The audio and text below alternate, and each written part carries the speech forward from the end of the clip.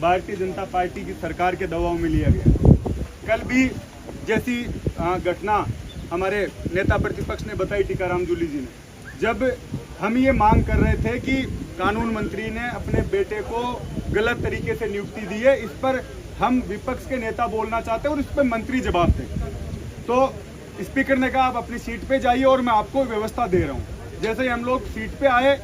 और स्पीकर कहने लगे आप हमें लिखित में दे दीजिए और मैं परीक्षण करके कल आपको समय दूंगा। पहली बात, जब आप हम लोगों से ये बात कर चुके थे उसके बाद अपने बात से आप मुकरे, और उसके बाद जब नेता प्रतिपक्ष बोल रहे हैं तो श्रीचंद कृपलानी और हरलाल सारन दोनों बार बार उनको टोक रहे थे, बीच में खड़े होकर बोल रहे थे। तो मैंने सिर्फ इतना बोला कि जब नेता प्रतिपक्ष बोल रहा है तो आप लोगों को अधिकार नहीं है, क्योंकि जब आपका नेता बोलता है तो हम लोग सब सुनते हैं, तो आपको ये बात सुननी चाहिए।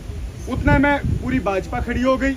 और स्पीकर साहब को पता नहीं पहले से ये तय करके आए थे, क्योंकि उन्होंने पहले भी 2-3 बार यूँ कह दिया कि आप शांति से बैठ जाइए, क्योंकि भाजपा के मंत्री जवाब दे नहीं पा रहे। विधानसभा में पूरी तरह से भाजपा सरकार फेल हो रही है, उसको बचाव कैसे किया जाए, इसको लेकर पूरी जिम्मेदारी स्पीकर ने अपने ऊपर ले रखी थी। पहले से बार बार ये कहते विश्वविद्यालय से आए हुए छात्र नेता तुम सुधर जाओ, तुम्हें सस्पेंड कर दूंगा, और जिस तरीके से बिना वोटिंग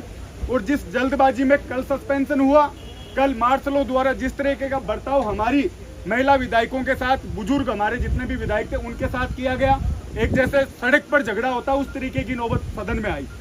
और उसके बाद गतिरोध तोड़ने की बजाय भाजपा सरकार, भाजपा के मंत्री और स्वयं स्पीकर आज उनका बयान देखिए कि कांग्रेसी, जब आप उस पद पर हो तो आपका ये दायित्व बनता है कि पक्ष और विपक्ष आप भाषा का उपयोग करें।